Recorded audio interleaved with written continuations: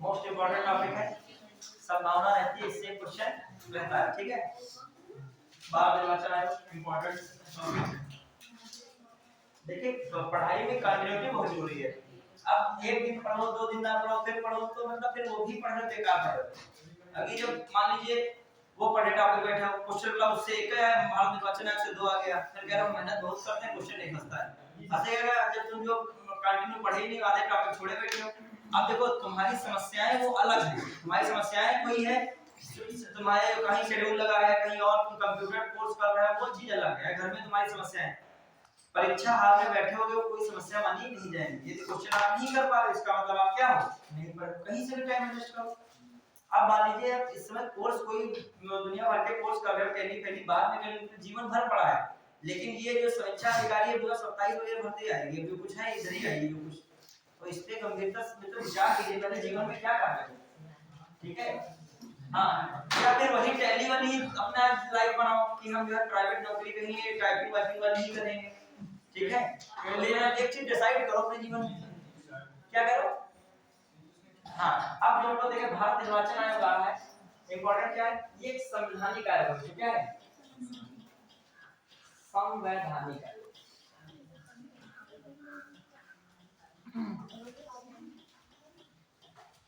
कैसा आयोग है, संवैधानिक आयोग।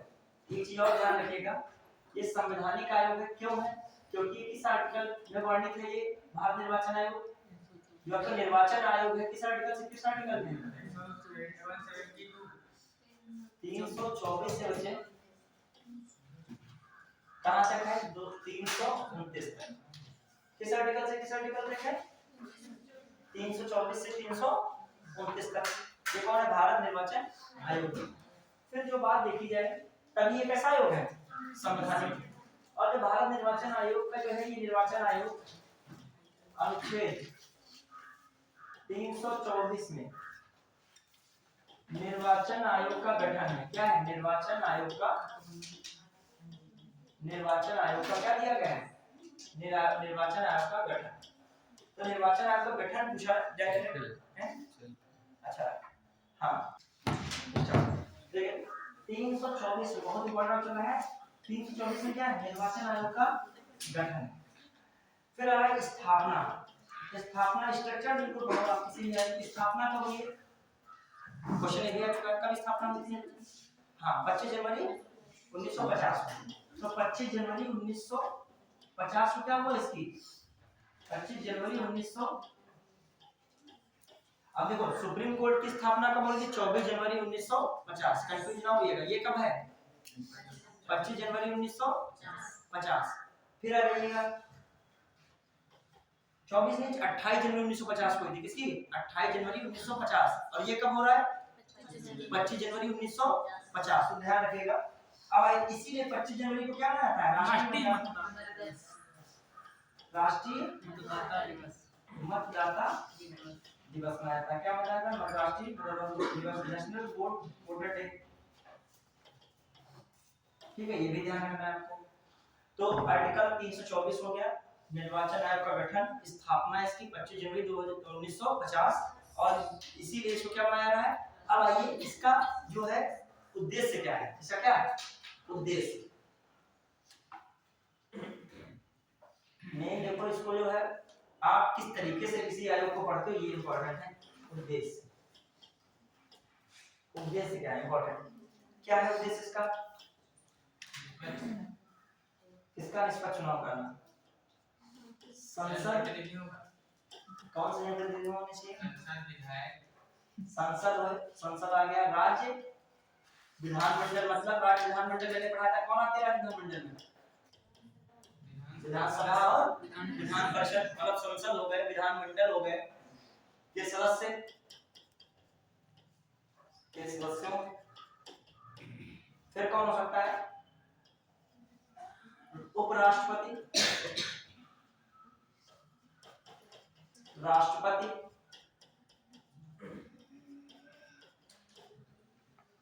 के पदों,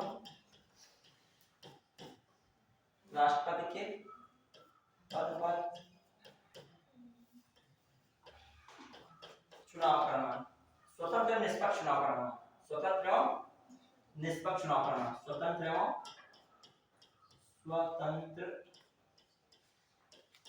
एवं निष्पक्ष चुनाव करना, एवं निष्पक्ष चुनाव करना। तो ये भी बात हो गई। तो स्वतंत्र निष्पक्ष चुनाव कराना किसमें बात की जा रही है, ये उद्देश्य में आ रहा है, ठीक है। अब आइए क्या रिस्पॉन्सिबिलिटी है, उत्तरदायित्व इसका क्या है, उत्तरदायित्व, उत्तरदायित्व क्या है, इसका क्या उत्तरदायित्व है। देखिए बहुत हर चीज इंपॉर्टेंट है, इसका उत्तरदायित्व क्या हो सकता है, बताइए उत्तरदायित्व। देखिए मैं स्ट्रक्चर से पढ़ा रहा हूँ, मतलब पहले आपको पॉइंट क्या था, गठन, फिर मैं क्या बता रहा हूँ, क्या है उसका उद्देश्य क्या है, उसकी स्थापना भी बताई, और फिर अब मैं किसकी बात कर रहा हूँ, इसकी रिस्पॉन्सिबिलिटी क्या है, क्या है, निर्वाचन, निर्वाचन का संचालन, निर्वाचन का संचालन करना, वही निर्वाचन का क्या करना, अधीक्षण करना, मतलब सुपरविजन करना, निर्देशन करना, क्या करना, निर्देशन करना, तथा क्या करना, नियंत्रण, तथा क्या करना, नियंत्रण। ये सब किसका कार्य है, ये भी दिमाग में रखिएगा, ये सब नियंत्रण है, निर्देशन है, अधीक्षण है, ये सब किसका काम है, भारत निर्वाचन आयोग का। समझ रहे हैं, ये क्या हो गया, क्या नामावली, तो वही सब आएगा, इतने वर्ड्स में वही तो है, तभी तो नामावली में रखा गया है। संचालन करेगा तो संचालन कब कर पाएगा, संचालन में क्या होना चाहिए, निर्देशन, निर्देशन में ही क्या बनवाएगा, बहुत कार्य, एक नामावली तो बहुत छोटा कार्य है, अभी पता नहीं कितने कार्य हैं इसके, चुनाव कराना है, तिथि निर्धारित करनी है, ठीक है, चुनाव आचार संहिता बनानी है, पता नहीं कितने काम है, मान्यता किसी पार्टी को देनी है, किसी पार्टी की मान्यता निरस्त करनी है, किसी पार्टी को चुनाव चिन्ह आवंटित करना है, ठीक है, ये बहुत सारे कार्य में। और भी जैसे मान लीजिए कहीं पे ऐसा कोई विवाद हो जाता है, धांधली होती है, तो चुनाव वहां रद्द करना है, किसके पास ये सब पावर्स है, निर्वाचन आयोग के पास है, क्लियर। कर्मचारियों की संख्या की व्यवस्था करनी है, उसके लिए राज्यपाल से बात करनी पड़ती है, वो कौन करेगा, राज्यपाल से, निर्वाचन आयोग। केंद्र के जब कर्मचारियों की बात करनी होती है तो किसके लिए बात करेगा, राष्ट्रपति से। ये सब भी किसके कार्य हैं, भारत निर्वाचन आयोग के। अभी सब वन बाय वन आएगा, जहां होगा वहां पर जो है चीजें करने लगोगे तो गड़बड़ा जाएगा, ठीक है। अभी यहाँ पे बातें चल रही है ना, अभी खाने का प्रोसेस होता है, तो पहले मीठा मीठा खा लोगे तो भूखे चली जाएगी, एनर्जी पहले तुमको मिल गई शरीर में, तो मीठा इसलिए क्या रखा गया है, लास्ट में रखा गया है ना, ठीक है।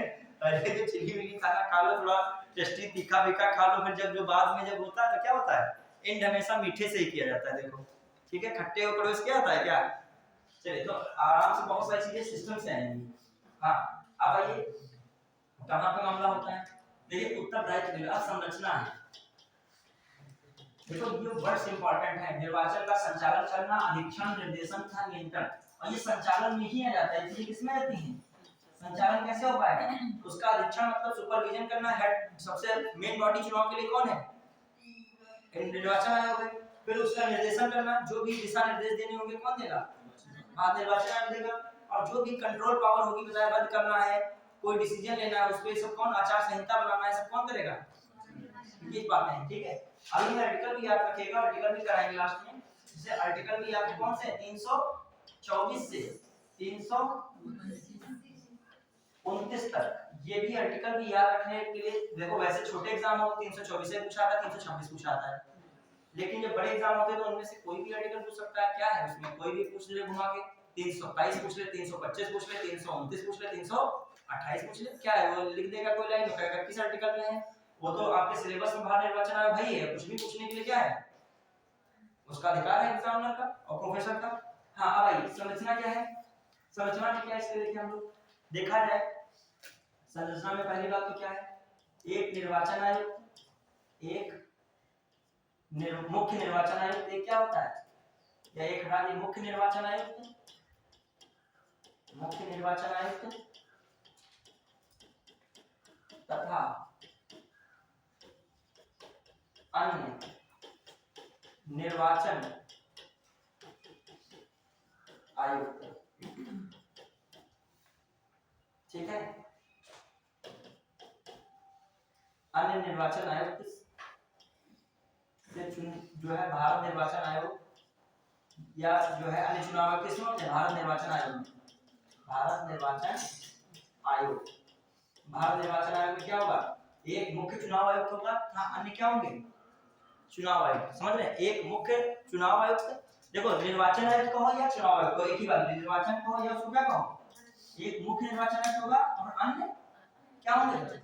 निर्वाचन आयुक्त। अब मैटर बस रहा ये, आइए तो ये जो दोनों हैं, ठीक है, जब मुख्य निर्वाचन आयुक्त की नियुक्ति, मुख्य निर्वाचन आयुक्त की नियुक्ति, मुख्य निर्वाचन आयुक्त की नियुक्ति, मुख्य निर्वाचन आयुक्त की नियुक्ति किसकी सलाह पर? मंत्रिपरिषद की सलाह पर। किसकी सलाह पर बच्चों? मंत्री परिषद की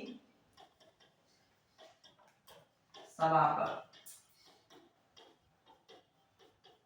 राष्ट्रपति करता है। कौन करता है? राष्ट्रपति करता है। तो दिमाग में भी रखना चाहिए कि मुख्य चुनाव या मुख्य निर्वाचन आयुक्त की नियुक्ति कौन करता है? राष्ट्रपति। किसकी सलाह पर? जो है मंत्रिपरिषद की सलाह पर। अब आइए अन्य निर्वाचन आयुक्त की नियुक्ति, अन्य निर्वाचन आयुक्तों की नियुक्ति, अन्य निर्वाचन आयुक्तों की नियुक्ति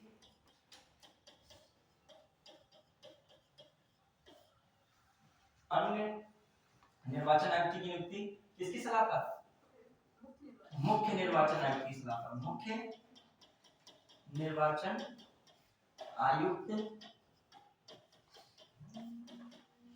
की सलाह पर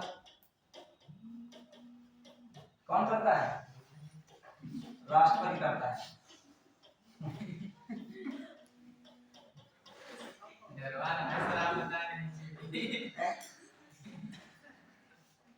फोन बिना काम भी नहीं चल रहा है, और फोन जो ऐसी समस्या है जो है इंसान को व्यस्त कर सकती है। इतने सारे कार्य फोन से हैं, जब कहीं आप शांति के लिए जाइए तो पहले ही फोन स्विच ऑफ करके क्या रख लीजिए, जेब में रख लीजिए, वरना कोई कहेगा सर पानी की व्यवस्था नहीं है यहाँ पे, ठीक है, हम मीन्स लेने जा रहे हैं, वहाँ कोई मैसेज कर रहा है सर फैन धीमे चल रहा है। अब यहाँ मीन्स के लिए वो खत्म में खत्म, उनको हम पंखे के लिए जो है वो आधा घंटा उनको फोन करे, फिर उनको फोन करे, ये सब चीजें हैं। फोन बड़ी समस्या की जड़ है। हाँ अब फोन बिना लेकिन काम भी नहीं होना, काम एक भी दिन इमेजिन करके देखिए, फोन बंद करके रख दीजिए, फिर अगले दिन निकलिए मार्केट में, सब ये दोस्त मिलेंगे तुमको वहां पे, वो जहां जिससे मिलोगे सब बड़बड़ा ही रहे होंगे तुमको, उल्टा पुल्टा बोल रहे होंगे जिससे मिले, तो फोन बंद कर लिए वहां पे क्लास छूट गई, तुम फोन बंद कर लिए वहां पे ये हो गया, मतलब सारे एक जो नेटवर्क का साधन है क्या है, फोन ही है, ठीक है। चलिए कहीं भी, मैं पहले से बता रहा हूं, कहीं भी जब घूमने जाइएगा, छुट्टी लीजिएगा तो क्या कीजिएगा, फोन को पहले गए तो मसूरी जाने का भी कोई मतलब, पहाड़ियों पर भी तुम चिल्ला लीजिए, अरे ये ठीक कर दीजिए, वो ठीक कर दीजिए, अरे उसको वहां पे पहुंचा दीजिए, अरे इसका आर्टिकल ये, इसका कोई लड़का पूछ रहा है सर इसका आर्टिकल क्या है, पहाड़ी पे हवा बढ़िया चल रही, वो नहीं खा रहे हो, आर्टिकल सोच रहे हो, फिर सोच रहे हो सही है। तो फोन एक बहुत बड़ा क्या है, पहले के समय में लोग काहे जिंदगी लंबी जीते थे, उनके पास जंजाल नहीं था किसी में, बढ़िया मस्त खाते भी थे, मेहनत करते थे, क्या करते सो जाते थे। अब फोन का लफड़ा है सबका, जो कोई भी कार्य आ रहा है, हाँ फोन, पहले जब कोई तो सूचना दिया थी चिट्ठी के, अब रोज सूचना थोड़ी भेजोगे हर मिनट पे, इस समय क्या कोई कार्य है तुरंत सूचना भेजो, इतना सूचना भेजना आसान है, उस समय सूचना छोटी मोटी के छोड़ो, कौन चिट्ठी जाएगी क्या होगा, जब बड़ी सूचना हो तब क्या करो। चलिए हाँ अब आइए, तभी देखो जो बड़े लोग हैं अब उनसे कहते हो एंड्रॉइड फोन चलाओ, ज्यादा दूर रहते हैं, वो जानते हैं कि इसमें जो सरदर्द है। हाँ अब आइए अगली बात है क्या है कि इनके संरचना में हम लोग क्या देख रहे थे, नियुक्ति, अब इनको हटाना भी तो देखोगे, मुख्य चुनाव आयुक्त होता है या मुख्य निर्वाचन आयुक्त होगा, और अन्य निर्वाचन आयुक्त, इनको क्या है हटाने के प्रावधान है। अच्छा एक बहुत इंपॉर्टेंट लाइन पूछी जाती है इसमें, जो फंसने वाली चीज है कि मुख्य निर्वाचन आयुक्त हो, मुख्य निर्वाचन आयुक्त तथा अन्य निर्वाचन आयुक्त, मुख्य रचना अन्य निर्वाचन आयुक्तों की शक्तियां समान है, की शक्तियां क्या है, की शक्तियां समान होती हैं। ये इंपॉर्टेंट है, शक्तियां क्या है, समान है, ये बात क्या है, सही है, ठीक है। वेतन वेतन भत्ते इत्यादि भी क्या होते हैं, इत्यादि समान है। समझ पाए कि नहीं? देखो कितनी इंपॉर्टेंट बात, तुमको लगा मुख्य चुनाव आयुक्त है तो अन्य चुनाव आयुक्त का वेतन क्या होगा, इसका अन्य चुनाव आयुक्त से वेतन क्या होगा, इसका ज्यादा होगा, क्लियर। लेकिन रियलिटी में क्या है, समान ही है। बात समझ रहे हो अपनी बात को? ठीक, मुख्य निर्वाचन आयुक्त तथा अन्य निर्वाचन आयुक्त का वेतन क्या है, समान है। और जो वेतन भत्ते भी क्या है, समान है। लेकिन अब क्या होगा, मान लीजिए, समझ पाए कि नहीं बात को, ये है संविधान में प्रावधान है, ये भी याद रखिएगा। तो सर संशोधन होने जा रहा है, हुआ था संशोधन, फिर सही हो गया संशोधन होके, हुआ था संशोधन। उसमें जो क्या किया गया था, कहा गया था कि जो इनकी नियुक्ति जो होगी उसमें वो सीजीआई, मतलब उसमें सुप्रीम कोर्ट का क्या था, इंटरफेयर था। तो और सरकार की भूमिका क्या कर दी गई थी, जो यहाँ पे लिखा है ना, मंत्रिपरिषद की सलाह पर, उसके लिए उसने कमेटी बनाई थी, उसमें अब जो है सुप्रीम कोर्ट के जो है जज वगैरह को भी शामिल कर दिया गया था। तो उसमें किसका इंटरफेयर आ गया था, सुप्रीम कोर्ट का। तो सरकार ने फिर संशोधन करके क्या कर दिया है, अब फिर पहले जैसा हो रहा है, मंत्रिपरिषद ही क्या करेगी, मुख्य निर्वाचन आयुक्त क्या करेगी, नियुक्ति के लिए सलाह देगी, क्लियर, सिफारिश वही करेगी। तो हो के संशोधन फिर बन गया भाई, ठीक है। सुप्रीम कोर्ट ने बनाया था, मतलब अपने आदेश निकाला था कि निष्पक्ष चुनाव हो सके, इसलिए जो ये करेंगे। तो सुप्रीम वो सरकार ने उसको बदल दिया संसद में कानून लाके कि नहीं, जो प्रक्रिया क्या है चल रही है वही ठीक है, ठीक है। चलिए, ये सब चीजें तो चलती रहती हैं। देखिए इसमें कोई वो नहीं होता, मुख्य निर्वाचन आयुक्त चाह कर भी कुछ नहीं कर सकता ऐसा, क्योंकि एक कोई बॉडी थोड़ी है, इसमें पता नहीं कितने वहां पे जिला निर्वाचन अधिकारी होंगे, मतलब डिस्ट्रीब्यूशन होता है ऊपर से नीचे तक ना। और दूसरी बात ईवीएम मशीन है, वहां जब डाउट नहीं भी हो तब भी वो डाउट पाल देते हैं, ठीक है, पार्टी वाले। तो जो भारत निर्वाचन आयोग कहता है आइए कौन इसमें प्रूफ कर दे ये मशीन जो ईवीएम बता दो, तुम यहाँ की ईवीएम बता दो, मैं वो ईवीएम रखवा दूंगा, आप आइए यहाँ पे, क्या कोई बहुत बड़े इंजीनियर डॉक्टर तुम्हारे जो भी हो उनको लाके क्या कर दीजिए, ईवीएम दिखा दिए कैसे हैक होती है। वो सुप्रीम कोर्ट ने कहा, जब वो लोगों ने याचिका डाली, सुप्रीम कोर्ट ने इससे कहा चुनाव आयोग से, तो चुनाव आयोग ने कहा मैं प्रूफ करने के लिए क्या हूँ, तब कोई सब सहमति। अब जान गए कि अब क्या बोले, अब ये तो केवल चुनावी फायदा होता है, ये ठीकरा फोड़ दो, वो ठीकरा फोड़ दो। अब ऐसे स्थिति मान लीजिए कोई कहे हम नहीं पढ़ पाए, इसलिए नहीं पढ़ पाए, उसलिए नहीं पढ़ पाए, ठीक है, तो फिर कोई एक ऐसा टेस्ट करा लीजिए कि कोई ना पढ़ पाया हो, कह दो सब नहीं पढ़ पाए, ठीक है, और सब लोग इसी कैटेगरी को, अब एक कोई टेस्ट दे दिया कि। तो ये समस्याएं जो होती हैं कि मतलब जेन्युइन उठाओ। अब वो निर्वाचन आयोग वाले पे उठाया क्वेश्चन, तो उसने क्या किया, ईवीएम करने के लिए क्या है, प्रूफ है। और ईवीएम कब से आई थी, 1998 के बाद से आई थी। कब से आई, 1998 के बाद से आई। तो इसके बाद सरकारें सब रही हैं, बीजेपी भी सरकार ईवीएम को नहीं कह सकती, वो भी इसी से रही आगे। फिर उसके बाद कौन कांग्रेस सरकार आई, 2004 से 2014 तक कांग्रेस सरकार भी रही।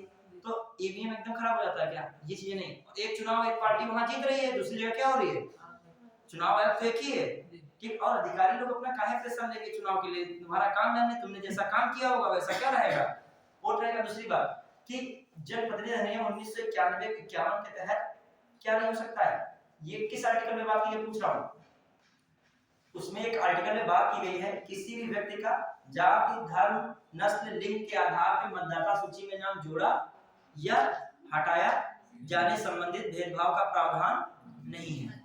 एक इसमें है, मतलब भेदभाव नहीं कह सकता है, ऐसा प्रावधान है उसमें 325 में। अब आर्टिकल ये कह रहा है, ठीक है, जो भी चुनाव होता है तो आचार संहिता बनती है, तो उसमें आचार संहिता में लिखा होता है कि आपको किसी भी पार्टी के व्यक्ति की व्यक्तिगत आलोचना नहीं करना है, किसी भी पार्टी के कार्यों की आलोचना कीजिए, नीतियों की आलोचना कीजिए, जो भी कीजिए, लेकिन व्यक्तिगत आलोचना किसी की आप नहीं कर सकते। प्लस वो भी कहा गया है कि आप वोट मांगेंगे धर्म के आधार पर डायरेक्ट नहीं मांगेंगे, जाति भाषा संप्रदाय इनके आधार पर वोट, ये किसकी आचार संहिता में होता है, निर्वाचन आयोग जब अपनी आचार संहिता बनाता है तब रहता है। उसमें ये भी कहता है कि 48 घंटे पहले चुनाव के सब क्या करनी है, सार्वजनिक सभाएं क्या होनी चाहिए, बंद हो जानी चाहिए, वरना लास्ट तक सार्वजनिक सभाएं करते रहोगे, ठीक है, पकड़ कर ले जाओगे और लास्ट सार्वजनिक सभा करोगे, ठीक है।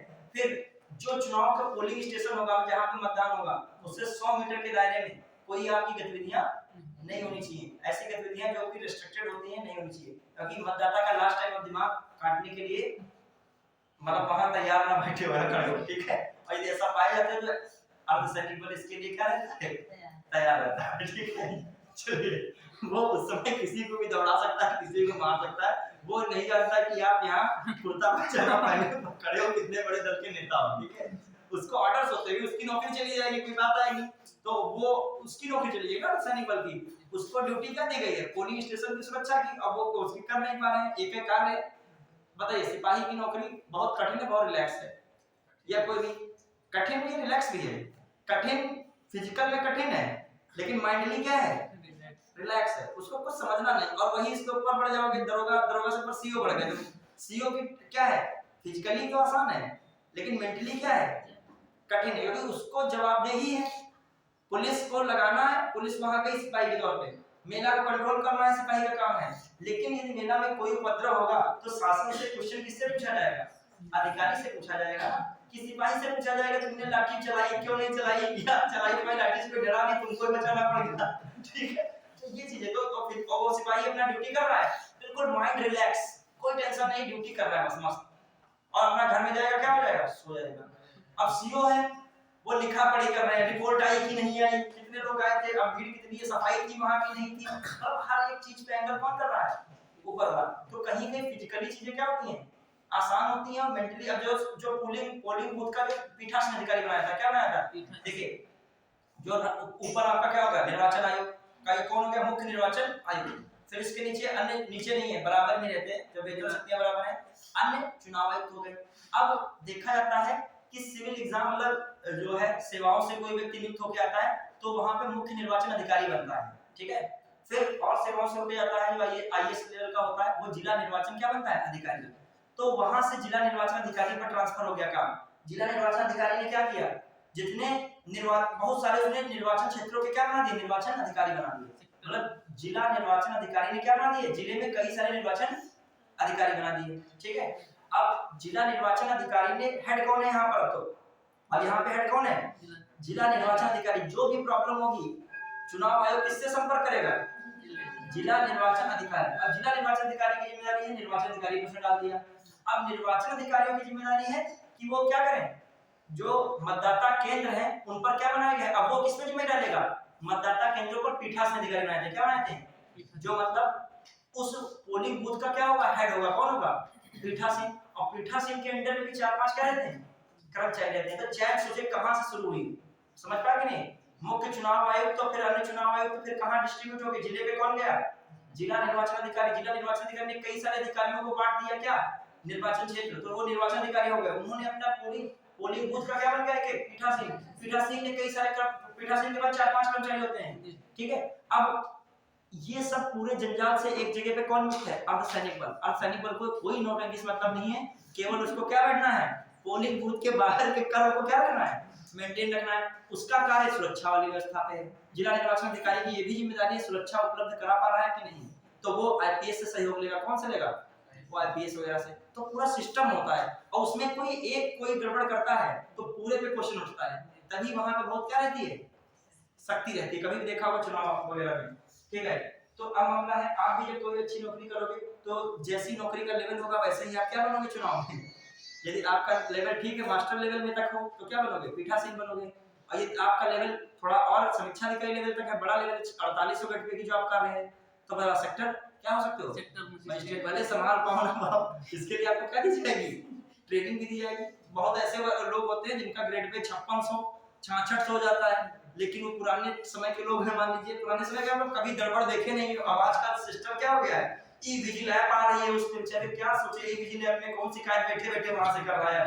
अब उनके सरदर्द हो रहा है, कहां शिकायत आ गई, ई विजिल खुलवाओ पहले इसमें। अभी ई विजिल ऐप सरकार ने चलाई थी कि कोई भी शिकायत चुनाव संबंधी कर सकता है। तो अब नया व्यक्ति को बड़ा, अब जो नया स्मार्ट व्यक्ति का है नया वगैरह, तो उसके लिए ट्रेनिंग आई, फटाफट सीख लिया, ये ऐसे होगा, वो ऐसे होगा, वहां पे जाके ये करना है। तो ये भी रहता है कि जो है कभी-कभी दायित्व मिल जाते हैं ज्यादा बड़े, और आप उसको संभालने लायक नहीं रहते हैं। चलिए अब आइए, अब इसमें एक और चीज बहुत इंपॉर्टेंट है। होता क्या है, 1950 से 15 अक्टूबर 1989 में 89 तक ये निर्वाचन आयोग था। निर्वाचन आयोग क्या था, एक सदस्यीय संस्था था। एक सदस्यीय संस्था था, एक सदस्यीय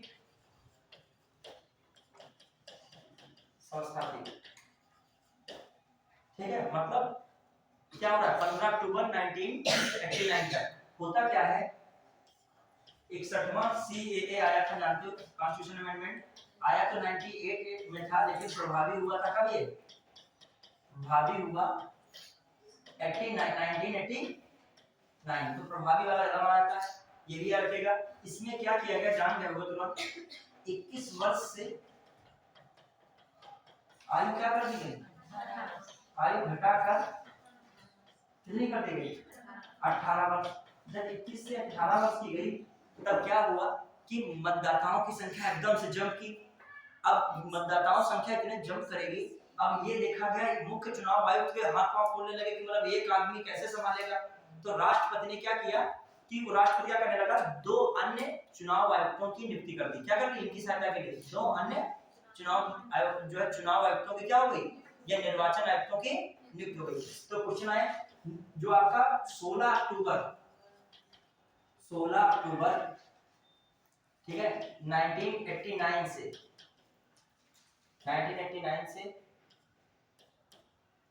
जो है चुनाव आयोग क्या बन गया, निर्वाचन आयोग क्या बन गया,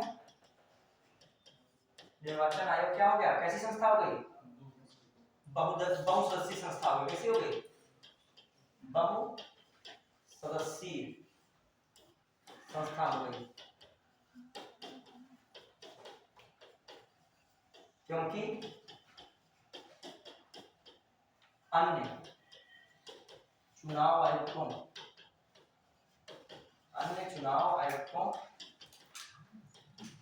की नियुक्ति राष्ट्रपति द्वारा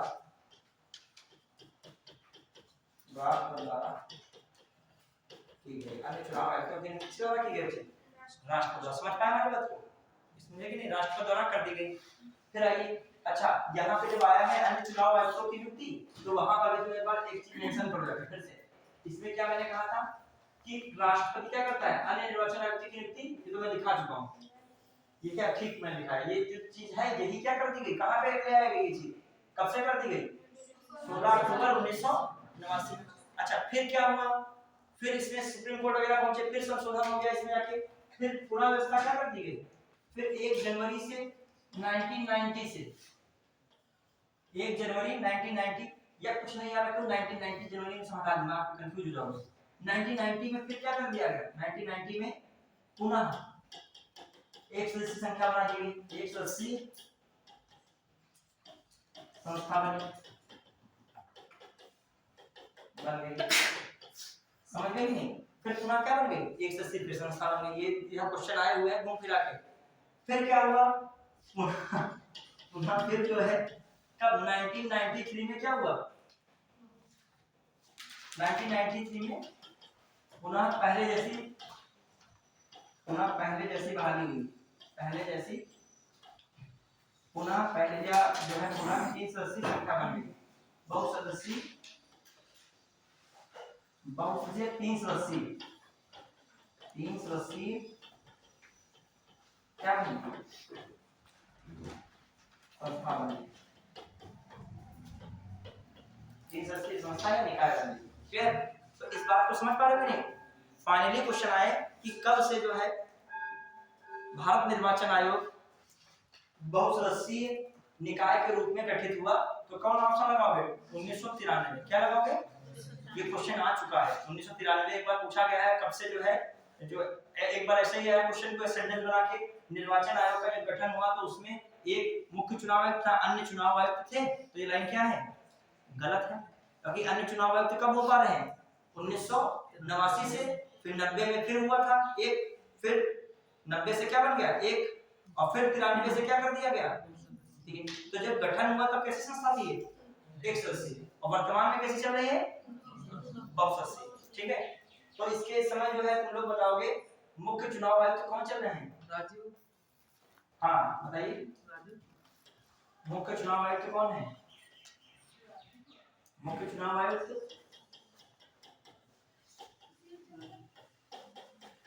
कौन है, जिससे जितना नहीं, राजीव कुमार चल रहे हैं। कौन चल रहे हैं? राजीव मामू। अभी राजीव कुमार चल रहे हैं, ठीक है, राजीव कुमार। और अन्य चुनाव आयुक्त कौन है? जब दो और होंगे कॉमन से, वर्तमान में क्या व्यवस्था चल रही है? एक मुख्य चुनाव आयुक्त, एक क्या होना चाहिए? अन्य चुनाव आयुक्त। कौन होंगे अन्य चुनाव आयुक्त? कौन है? अनूप चंद्र पांडे हैं, देख लीजिएगा, यही चल रहे होंगे सर, यही होंगे। और एक है अरुण गोयल। कौन है? तो ये क्या है? अन्य चुनाव। क्योंकि निर्वाचन आयुक्त या निर्वाचन आयोग पूछे जाने की संभावना इसलिए भी है कि चुनाव आयोग मतलब लोकसभा चुनाव क्या है, आने जा रहा है। मेन पावर किसके पास होने जा रही है? डिस्ट्रीब्यूट। किसके पास समय पावर आगे चल के पहुंच जाएगी? जैसे ही जो आचार संहिता वगैरह लागू हो गई, चुनाव आयोग के पास सारी उस समय संस्थाओं की कोई वैल्यू नहीं रहेगी, सारी संस्थाएं एक हिसाब से ब्लॉक हो गई। क्योंकि ज्यादा सारी संस्थाएं किससे चलती हैं? केंद्र सरकार से। उस समय सीबीआई में देखा जाए सब के, अब केंद्र सरकार ही नहीं इसमें गई। इसमें कैसे टाइम पीरियड आ गया? जब केंद्र सरकार फिर से बन के आएगी तब वो क्या होगी? फिर से सब एकदम संस्थाएं अपना कार्य करेंगी उसके अकॉर्डिंग। अभी जो आचार संहिता लागू होगी तो उस समय सर्वे सर्वा कौन हो जाएगा? अभी सरकार भी उस समय कुछ नहीं है। अभी सरकार जो रहेगी तो फिर चुनाव क्या हो जाएगा? पक्षपातपूर्ण हो जाएगा। क्लियर? अब आइए आगे बात है। अब देखिए हटाने की व्यवस्था क्या है। अच्छा एक और चीज, जैसे मुख्य चुनाव आयुक्त या मुख्य निर्वाचन आयुक्त तथा अन्य दो निर्वाचन आयुक्त के बीच में क्या हो जाता है? मतभेद। क्या हो रहा है? मतभेद। तो उसका निर्णय चुनाव आयोग बहुमत के आधार पर करता है। किसके आधार पे? ये जब स्टेटमेंट पूछ सकता है एग्जाम में, मतलब समझ रहे हो कि ये नहीं है कि मुख्य चुनाव आयुक्त ही सर्वे सर्वा है। वहां पे क्या आ रहा है मैटर? बहुमत। यहाँ पर आ रहा है मतलब कोई ऐसा निर्णय है जिस पर दो लोग एक तरफ हैं और अकेले पड़ गए, मान लीजिए मुख्य चुनाव आयुक्त, तो क्या है? मुख्य चुनाव आयुक्त की बात फिर नहीं मानी जाएगी। फिर वो आयोग क्या देखेगा? और जो पूरा है वो बहुमत के आधार पर डिसीजन होगा। मगर मान लीजिए एक चुनाव आयुक्त कह रहा है ये नहीं होना चाहिए, मुख्य चुनाव आयुक्त चुनाव आयुक्त एक तरफ है, तो इसका मतलब उसकी बात अस्वीकार नहीं की, मतलब अस्वीकार कर दी जाएगी, अस्वीकार नहीं होगी। समझ पाए कि नहीं? तो लिख लीजिएगा, स्टेटमेंट एक कठिन क्वेश्चन में आ सकता है कि मुख्य चुनाव आयुक्त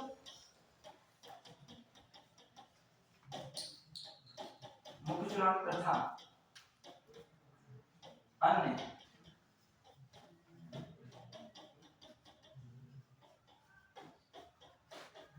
मुख्य चुनाव तथा अन्य चुनाव आयुक्तों के बीच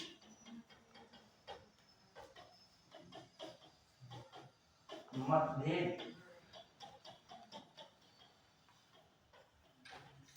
होने की स्थिति में, मतभेद होने की स्थिति में क्या होता है? चुनाव आयोग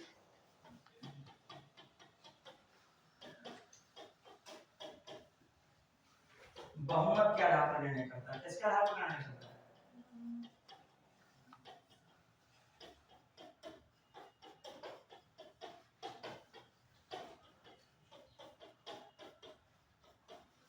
ठीक है, चुनाव आयोग किसके आधार पर निर्णय करता है? बहुमत के आधार पर। क्लियर? फिर आ जाइए, हाँ अब जो हम लोग बात करें किससे संबंधित, ये मुख्य चुनाव आयोग की होगी। अब जो हम लोग देखें मैटर क्या कर रहे हैं, अब हटाने की बात किस फंस रही है यहाँ पे? किसकी? अब देखो मुख्य चुनाव आयुक्त हो उसको जो वेतन है अन्य चुनाव आयुक्तों को वेतन किसके अकॉर्डिंग मिलता है? जैसे ही न्यायाधीश को मिलता है। जैसे वेतन किसको मिलता है? सर्वोच्च न्यायालय के न्यायाधीश के समान किसको वेतन मिल रहा है? मुख्य चुनाव आयुक्त को। अब हटाने की बात आ रही है, वहां से हटाने में मैटर थोड़ा सा अलग हो जाएगा। देखिएगा हटाने में क्या है, ये फंस जाती बातें हटाने में। तो देखा जाए मुख्य चुनाव आयुक्त है, मुख्य चुनाव आयुक्त क्या हो गया? मुख्य चुनाव आयुक्त। और यहाँ पर दूसरा क्या हो गया? अन्य चुनाव आयुक्त। मुख्य चुनाव आयुक्त और कौन हो गया? अन्य चुनाव आयुक्त। देखिए मुख्य चुनाव आयुक्त को कैसे हटाया जाएगा? ठीक वैसे ही रीति से हटाया जाएगा जैसे सुप्रीम कोर्ट का न्यायाधीश हटाया जाता है। सुप्रीम कोर्ट का न्यायाधीश कैसे हटाया जाता है? संसद के विशेष बहुमत द्वारा पारित प्रस्ताव द्वारा राष्ट्रपति क्या करता है? हटाता है। मतलब संसद से जो प्रस्ताव, संसद की कौन से बहुमत से? विशेष बहुमत से जो प्रस्ताव पारित होता है उस प्रस्ताव के आधार पर कौन हटाता है? हटाने का देता है? राष्ट्रपति। अब बताइए वो प्रस्ताव के बारे में मैंने सब कुछ बताया था। सर्वोच्च न्यायालय के न्यायाधीश को हटाने की क्या प्रक्रिया है बताइए। सबसे पहले प्रस्ताव यदि लोकसभा में किया गया है तो कितने लोगों के हस्ताक्षर होने चाहिए? 100 लोगों के। या राज्यसभा में किया गया है कितने लोग हस्ताक्षर होने चाहिए? 50। मान लीजिए लोकसभा में हस्ताक्षर किया 100 लोगों ने, तो प्रस्ताव वो 100 लोगों का समझ रहे हो कि नहीं? कुछ पहले बताओ। देखिए मैं कह रहा हूं सर, जो पहली बात देखो, जो रेगुलर नहीं रहते हैं वो बड़ी समस्या पैदा करते हैं, उसमें बड़ा प्रॉब्लम आती है। अब जो सर्वोच्च न्यायालय में जो बच्चा नहीं रहा, मैं बोल रहा हूं एक लाइन, सर्वोच्च न्यायालय के न्यायाधीश के समान किसको डालता है? मुख्य चुनाव आयोग। तो उसको यही नहीं पता है पहली बार सर्वोच्च न्यायालय के न्यायाधीश को हटाया कैसे जाता है, तो क्या जानेगा? उसकी कोई बात उठा के इसमें लिख देगा। तुमको अगर सर ने तो बस ये लाइन बताई थी कि सर्वोच्च न्यायालय के न्यायाधीश के समान क्या है, कौन हटाया जाता है। तो इसी ने मैं रिवाइज करना चाह रहा हूं, जब सर्वोच्च न्यायालय के न्यायाधीश को हटाते थे तो कैसे हटाते थे? सबसे पहली बात क्या थी सब हटाने के लिए? एक ऐसा प्रस्ताव यदि लोकसभा से स्टार्टिंग कर रहे हैं हटाने की तो कितने लोग साइन करें उसके? यदि राज्यसभा से स्टार्टिंग करें तो कितने लोग होने चाहिए? 50। एक का चुनोगे, लोकसभा चुनो या राज्यसभा। लोकसभा में 100 लोगों ने क्या कर दिया? साइन। जब साइन हो गए तो अब लोकसभा का अध्यक्ष के पास राइट है कि उसको स्वीकार करे हटाने संबंधी प्रस्ताव को या ना करे। यदि मान लीजिए स्वीकार करता था, फिर उसकी जांच कौन करता था? एक समिति करती थी। या कि उस समिति में कौन होता था? सुप्रीम कोर्ट का मुख्य न्यायाधीश अथवा सुप्रीम कोर्ट का न्यायाधीश। फिर कौन होता था? हाई कोर्ट का मुख्य न्यायाधीश। फिर क्या होता था बताइए? तीसरा कौन था? कोई भी कानून का बहुत बड़ा जानकार, मतलब ऐसा व्यक्ति हो जानकार कानून का। 30 सदस्यीय समिति क्या करती थी? उसको पास करती थी। फिर वो कहां था? सदन में आता था। लोकसभा में आएगा या किसमें आएगा? राज्यसभा में आएगा। लोकसभा में आता था तो उपस्थित मत देने वाले सदस्यों का कितने से पास होना चाहिए? 2/3 से। और वो फिर कहां चला जाता था? राज्यसभा में। राज्यसभा में उपस्थित मत देने वाले सदस्यों का क्या होना चाहिए? 2/3। अब यदि पास हो गया उसके बाद राष्ट्रपति क्या करेगा? हटाने संबंधित प्रस्ताव किसको करेगा? सर्वोच्च न्यायालय के न्यायाधीश को। वहां पे किसको करेगा? सर्वोच्च न्यायालय जो उच्चतम न्यायालय के जो निर्वाचन आयोग के मुख्य न्यायाधीश को। सेम प्रोसीडिंग है, बस वहां पर सर्वोच्च न्यायालय का मुख्य न्यायाधीश या न्यायाधीश को वोट देते, यहाँ पे कौन हटेगा? चुनाव आयोग का मुख्य निर्वाचन आयोग। देखिए एक चीज बताइए, थोड़ा सा आप लोग एक चीज समझिएगा कि लिंक करते चला करिए, मतलब ये नहीं तभी मैं कहता हूँ। अब उसको बच्चे को कुछ समझ में नहीं आ रहा क्या बोल रहे हैं क्या समझा रहे हैं, जो रेगुलर नहीं कर रहा होगा, ठीक है, वो उसके हवा ही चल रहा होगा। लेकिन वो बात पूरी लिखना कितना कठिन हो जाएगा कि वही शुरू हो जाएगा, सर्वोच्च न्यायालय ही पढ़ाना शुरू हो जाएगा यहाँ पे। तो यहाँ पे भी फिलहाल नहीं लिखना है, फिर हम बताएंगे, ठीक है। हाँ तो सर्वोच्च न्यायालय के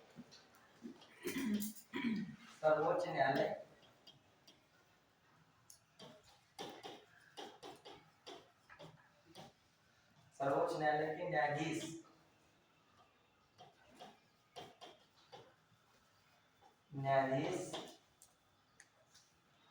इसका प्रस्ताव सर कोई भी सदस्य ला सकता है? हाँ बस प्रस्ताव लाए तो, लेकिन सब लोगों क्या होना चाहिए?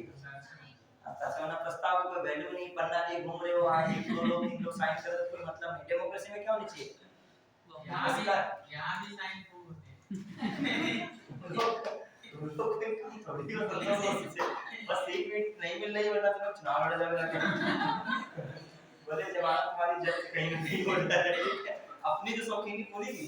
गांव में कुछ ऐसे लोग भी होते हैं जो चुनाव लड़ने के बहुत शौकीन होते हैं, उनको जनता पसंद करे या ना करे, उनका मकसद ये होता है कि हम चुनाव में क्या हो जाए, खड़े हो जाए, बस थोड़ा चर्चा में क्या रहे, बने रहे। ऐसे लोग भी प्रति होते हैं, ठीक है। और कुछ लोग होते हैं अल्लाह वल्लाह नहीं करते, लेकिन जब खड़े होते हैं तो क्या रहते हैं, सबकी जमानत जब्त करा देते हैं। तो कुछ लोग ऐसे भी होते हैं, ठीक है। हाँ ठीक है। सर्वोच्च न्यायालय के उन लोगों को खड़ा नहीं करता, वो लोग लोगों के समर्थन से क्या कहते हैं, राजनीति में नेता कोई अपने आप नहीं बनता है, जो नेता अपना बनता है वो अकेले डाला करता है, ठीक है। राजनीति में नेता आप लोग क्या करते हैं, बनाते हैं। यदि आपको साथ में 2 लोग चाहने वाले नहीं है, आपको कैसे नेता हो बताइए। किसी फंक्शन में आप यदि अकेले पहुंचने तो कैसे विधायक हो बताओ, या भावी नेता कैसे हो, अकेले बंदूक डालो, ठीक है, अकेले ही चले जाओ। तो वो जो नेता कहेगा वो भी जाने के बाद उनको हंसेगा, ठीक है। चलिए तो गांव के प्रधान का मतलब है आना है तो उनको 3-4 लोग उनके साथ क्या होने चाहिए, आने चाहिए, वरना उनकी इंसल्ट है, वो अकेले पहुंच रहे हैं, क्या मतलब प्रधानी का है। तुम कैसे 1200 आदमियों के प्रतिनिधि हो, तुम्हारे पास 12 आदमी नहीं खड़े हैं। चलिए, इसका मतलब जो तुम लोग भी नहीं हो। सर्वोच्च न्यायालय की स्थिति तो ऐसी होनी चाहिए कि बोलेरो में सीटें 7 हों और घुसने वाले वहां 15। जो पिता का अंदाजा तो इससे लगाया जा सकता है, ठीक है। ये नहीं है कि बोलेरो लिए अकेले ही ड्राइवर बने बैठे हो, अकेले कंडक्टर बने बैठे हो, अकेले ही ड्राइवर लादे बैठे हो, ठीक है। चलिए बस, हाँ, ठीक है। नेता बहुत बड़ा वर्ड है, छोटा मोटा वर्ड थोड़ी है, ठीक है। सर्वोच्च न्यायालय के न्यायाधीश की तरह क्या हटाया जाता है। चलिए, कोई पहले बोलेरो में घुस गया, कह रहा नहीं हम तो निकलने वाले नहीं, हम प्रधान जी के राइट हैंड है। वो कह रहा नहीं हम हेड ही हैं सब प्रधान जी के, कोई कह रहा पैर ही हैं। हां, डीसी के साथ कितने होने अरे और इसके साथ एक पक्का समर्थन रहता है। देखो वो बिल्कुल साथ रहते हैं, इसका सपना है डीसी, ठीक है। बचाइए अब की बार कह रहे हैं सांसद। और देखो कि आगे बैठते हैं कि ये देखो पीछे कितने लोग, कौन जाने इनके समर्थन में है नहीं है। ये देखो तुम लोग पीछे बैठे, तुम लोग सब नहीं वो पीछे तक बैठे, लेकिन बीडीसी महोदय थोड़ा सा ऐसा है कि फोटो का काम हम दिखाएं अपनी, तो क्या देखो हम आगे बैठते हैं, हमारे पीछे वीडियो में इतने बच्चे जो हैं हमारा सपोर्ट करते हैं, ठीक है। इसीलिए डेटे से वो लोग लगाते हैं। देखिए सर्वोच्च न्यायालय के न्यायाधीश की तरह हमें तो ऐसे नेता लोग दिखे हैं इनके पीछे एक दो लोग भी ना हो, लेकिन नेता हो हाई क्लास को अपने समझते हैं, ठीक है। और वही ज्यादा नेता हाई क्लास समझते हैं, और जिसके पास बहुत लोग होते हैं पीछे, वो इन चीजों को मानता ही नहीं है।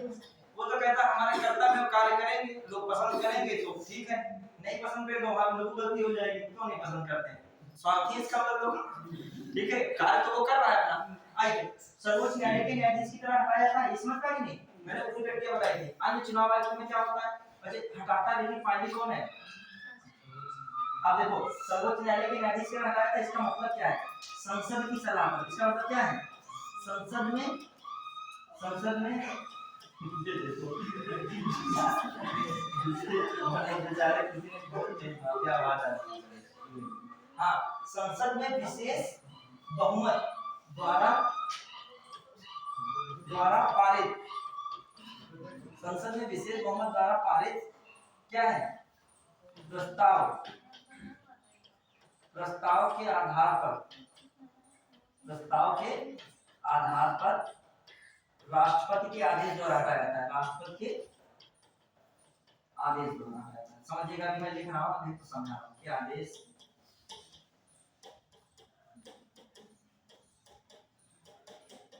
देखो कहने का मतलब एक लाइन ये भी कभी-कभी हो सकता है, मुख्य चुनाव आयोग को किसके तरह हटाने की रीति रखी गई है, सर्वोच्च न्यायालय के न्यायाधीश। सर्वोच्च न्यायालय के न्यायाधीश को 60 संक्षेप में समझे कैसे हटाते हैं, संसद में विशेष बहुमत द्वारा प्रस्ताव जो पारित होता है, फिर पारित प्रस्ताव के द्वारा क्या करता है, राष्ट्रपति क्या करता है, हटाने संबंधी आदेश करता है। तो मतलब इनके लिए भी वही क्या रहा होगा, नियम रहा होगा। ये अन्य चुनाव आयोग के लिए नहीं है, ये किसके लिए है, ध्यान रखिएगा। ये इनकी बात कर रहा हूँ, मैं किसकी बात कर रहा हूँ, मुख्य की। अन्य वाले में प्रक्रिया बिल्कुल अलग है, तभी तो मैं बता रहा हूँ, इसमें अन्य वाले में भी इसको जोड़ देगा वो। अब अन्य चुनाव आयोग में, अन्य चुनाव आयोग में क्या है, मुझे इंपॉर्टेंट बात क्या, अन्य चुनाव आयुक्त में क्या कैसे हटाओगे, अन्य चुनाव आयुक्त को राष्ट्रपति, अन्य चुनाव आयुक्त को राष्ट्रपति किसकी सलाह पर, मुख्य निर्वाचन आयुक्त की सलाह पर हटाता है, मुख्य निर्वाचन आयुक्त की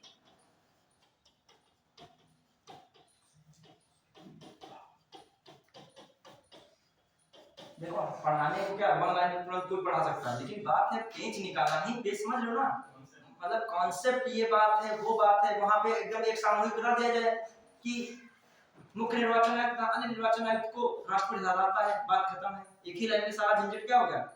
लेकिन बात क्या है, जब क्वेश्चन बनाएगा तो दोनों की बातें क्या है, अलग है।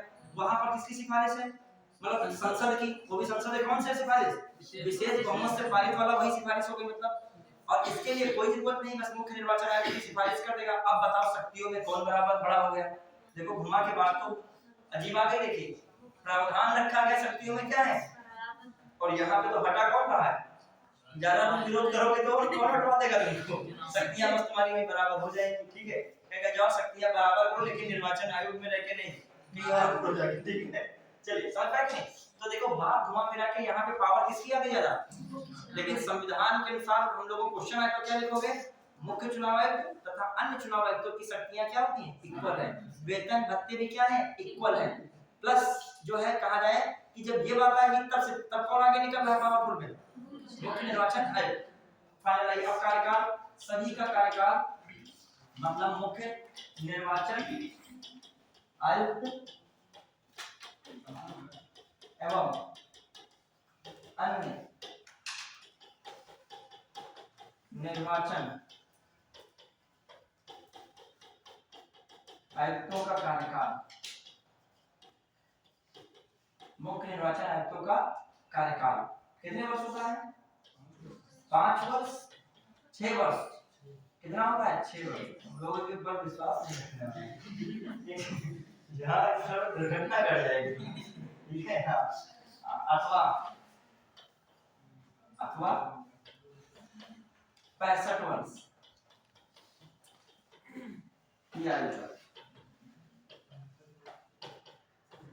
जो भी पहले हो, जो भी क्या हो, जो भी क्या हो पहले हो। समझ पा रहे? क्या मुझे बताइए? अच्छा हाँ, क्या विश्वास हो बैठे नहीं होते? तो क्या बात करने का विश्वास नहीं करने वाला है? ये कह रहा था अगर विश्वास नहीं हो तो डीएम होता है। डीएम बनने वाले भूल नहीं सकते हो, डीएम भी इंसान ही होते हैं।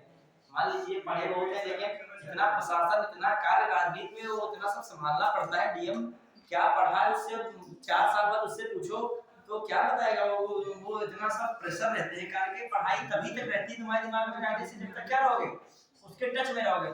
तुम जो किसी अधिकारी बन रहे हो 4 साल ना पढ़े, फिर हम जो है फिर हम फ्री नहीं निकलेगा तुम्हारा, फ्री के लिए तुमको बहुत मेहनत करनी पड़ेगी, ठीक है? क्योंकि देखो ये नहीं होता कभी ज्यादा कोई सक्सेस हो जाए तो इससे ये नहीं मतलब कि अभी कोई एसडीएम बन जाए और 5 साल बाद उससे तुम पूछो जाके जो पॉलिटी पढ़ने, या फिर वो रनिंग में चल रहा हो, पॉलिटी क्या 5 साल से क्या कर रहा हो? पढ़ रहा हो, पढ़ा रहा हो, ये जुड़ा हो उस क्षेत्र से। क्योंकि ये चीजें अध्ययन कोई पैदाइशी नहीं होता है, अध्ययन क्या होता है? ये आपकी मेहनत पे डिपेंड करता है। लगातार पढ़ रहे हो तो समझ में आएगा। हाँ क्या बताइए बेटी? जाओ फिर आगे कार्यकाल हो गया। अब आइए कि कार्य एवं शक्तियां, कार्य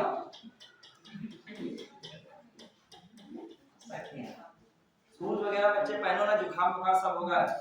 स्लीपर को लोग ना दिखे पहने से, क्यों जो है इनका साथ छोड़ दोगे? ऐसा ईमानदार नेता इसलिए ठीक है, देखो वो बीबीसी महोदय जो है बढ़िया ब्लैक सूट वगैरह में पहने अपने उनके चक्कर में बर्बाद ना हो जाना बच्चों, ठीक है? ये जो है ये बीबीसी बन जाएगा, लोगों को नाम मिल जाएगा।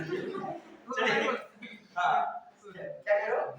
सब लोग जो है शूज पहनो, स्लीपर छोड़ दो, ठंड लग गई तो सारा चौपट हो जाएगा मामला।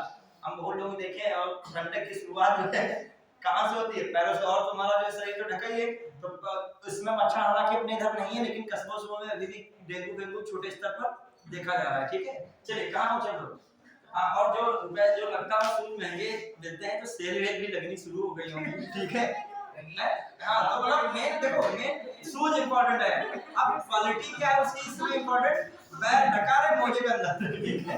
अब 200 का पहनो या 20,000 का पहनो, दिखते दूर से जो है सब एक ही। आपके जो बिहेवियर से पता होता है आप किस क्वालिटी के हैं, ठीक है? आप जो बहुत महंगे पहनेंगे आप अजीब से हरकतें करते होंगे तो लगेगा सही में सेल वाले ही पहने होंगे। सेल वाले भी बढ़िया है क्योंकि वो भी रोजगार कर रहे हैं। और शूज बहुत महंगे नहीं बने थे, गंदे हो जाएंगे, फिर ये क्या हो जाएंगे? खराब हो जाएंगे, फिर नहीं ले आओ ग्राहक से 6 महीने के बाद, ठीक है? हाँ अच्छा कहाँ पहुंचे लोग? अब आइए ये देखिए, अब आइए इस कार्य शक्ति को देखिए। पहले नंबर पर क्या कर रहे हैं? दरअसल पहला क्या है ध्यान दीजिएगा, जो कार्य शक्ति में सबसे मेन क्या करते हैं? परिसीमन आयोग अधिनियम के आधार पर, ध्यान दीजिएगा, परिसीमन आयोग अधिनियम के आधार पर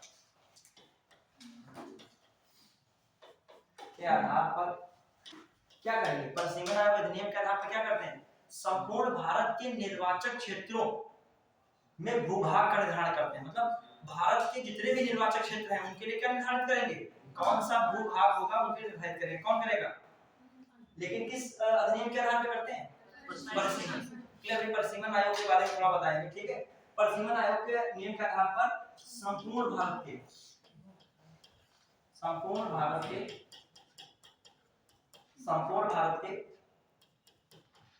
निर्वाचन क्षेत्रों, संपूर्ण भारत के निर्वाचन क्षेत्रों के भूभाग का निर्धारण करेंगे, के भूभाग का निर्धारण, मतलब ऐसे लाइन स्टेटमेंट बनी हो कि संपूर्ण भारत के निर्वाचन क्षेत्रों के भूभाग का जो है निर्धारण भारत निर्वाचन आयोग करता है, वहां लिखा राष्ट्रपति करता है, तो ये बात क्या हो गई तुम्हारी गलत, क्योंकि देखिए जहां पर संपूर्ण भारत के निर्वाचन क्षेत्र की बात होगी वहां पर पावर किसको सप्लाई हो गई, पूरी निर्वाचन आयोग। फिर आइए बढ़ाएंगे, फिर आइए फटाक से, फिर जो दूसरा पॉइंट क्या है, मान लीजिए दूसरा क्या हो सकता है, जो क्या करना, निर्वाचन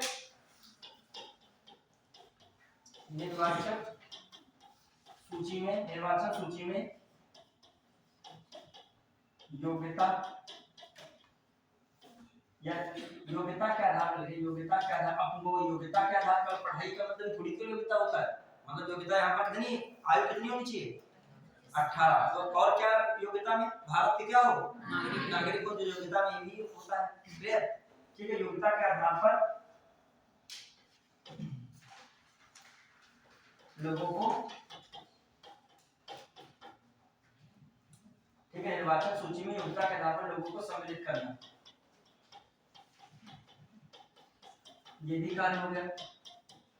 फिर क्या कार्य होता है, देखिए बहुत सारे कार्य तो बहुत सारे हैं। अब देखिए विधान मंडल के जो सदस्य होते हैं उनकी निरर्हता संबंधित, मतलब अयोग्यता, जैसे उनको क्या करता है, डिस्क्वालीफाई कर दिया जाता है, ऐसे मैटर में वो राज्यपाल को क्या दे सकता है, सलाह दे सकता है। ऐसे मैटर में किसको सलाह दे सकता है वो, मतलब विधानमंडल के सदस्यों के डिस्क्वालिफिकेशन संबंधी मामले में राज्यपाल को सलाह देना, या निरर्हता संबंधी मामले में क्या देना, राज्यपाल को सलाह, मतलब वो कैसे चुन के आया है, गलत तरीके से तो नहीं चुन के आया है, उस पर क्वेश्चन मार्क उठ रहा है, तो राज्यपाल किससे सलाह मांगता है ऐसे मैटर में, क्योंकि विधानसभा का चुनाव कौन करा रहा है, विधान परिषद का चुनाव कौन करा रहा है, निर्वाचन आयोग।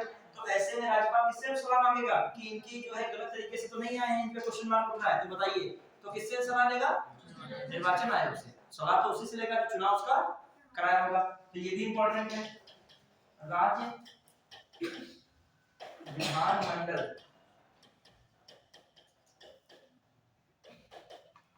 के सदस्यों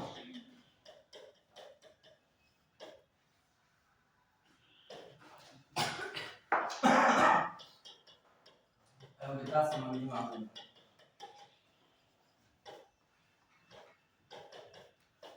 राज्यपाल को क्या देता है, राज्यपाल को सलाह देता है, क्या है, राज्यपाल को सलाह देता है। तो ये भी दिमाग में रखना पड़ेगा, जो क्या देगा, राज्यपाल को सलाह देगा कौन, भारत निर्वाचन आयोग, क्लियर। फिर आ जाइए संसद के सदस्यों के संबंध में, याद, संसद के सदस्यों की योग्यता संबंधी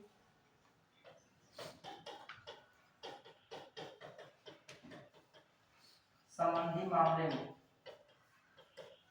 योग्यता संबंधी मामले में क्या करना, राष्ट्रपति को सलाह देना, किसको देना, राष्ट्रपति को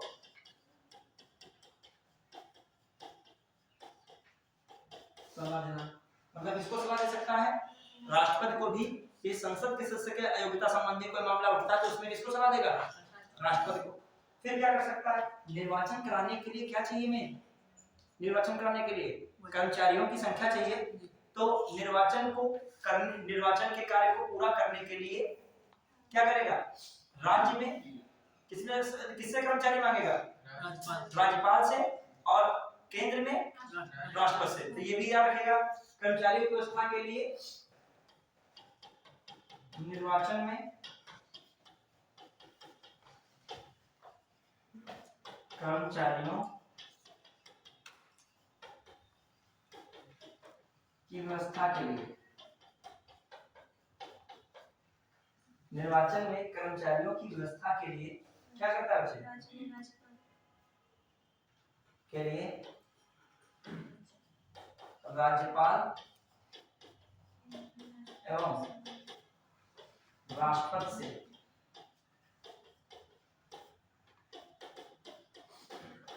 कर्मचारियों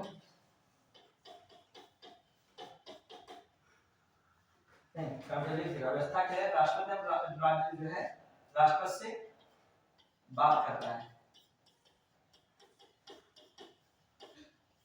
या और राष्ट्रपति से जो है क्या रखेगा? प्रस्ताव रखता है। ठीक है, प्रस्ताव रखता है, कम्युनिस्ट पार्टी प्रस्ताव रखता है। ठीक है, ध्यान रखिएगा ये भी। पढ़ा के क्लियर? अब आ जाइए, पढ़ा के दूसरे पढ़ते हैं। फिर आइए क्या करेगा? इंपॉर्टेंट बातों में और आते जाइए। हम लोग क्या कर रहे हैं इसमें? चुनाव के संचालन के लिए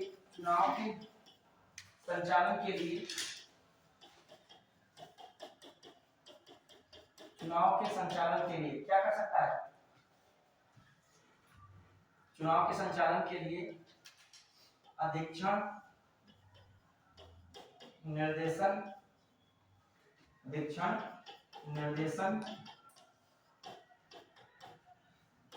और नियंत्रण करता है। नियंत्रण की भूमिका में रहता है। फिर आ जाइए, और क्या हो सकता है? बहुत सारे कार्य हैं इसके। राजनीतिक पार्टियों क्या देता है? राजनीतिक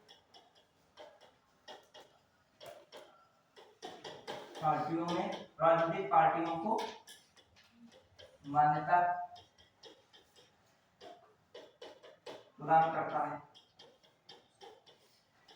ठीक है, चुनाव चिन्ह आवंटित करता है। क्या करता है? चुनाव चिन्ह आवंटित करता है। ठीक है, चुनाव चिन्ह आवंटित करता है। और क्या करता है? बहुत कार्य है इसके। हाँ, आचार संहिता का क्या करता है? जो आचार संहिता में होती क्या है? चुनाव को निष्पक्ष, स्वतंत्र एवं शांतिपूर्ण कराने के लिए चुनाव आयोग द्वारा कुछ मानक निर्धारित किए जाते हैं। वही मानक क्या होते हैं? आचार संहिता होते हैं। मतलब वही, और कोई आचार संहिता कोई नई चीज नहीं है। समझ रहे? तो ये कौन आचार संहिता बनाता है? आचार संहिता का निर्माण, कोड ऑफ कंडक्ट आचार संहिता का निर्माण करते हैं। मैं बोल रहा हूँ इसमें लिखना चाहो लिख सकते हो, आचार संहिता क्या कह सकते हो? वही बात जो मैंने बोली, लिखना चाहो लिख लीजिएगा।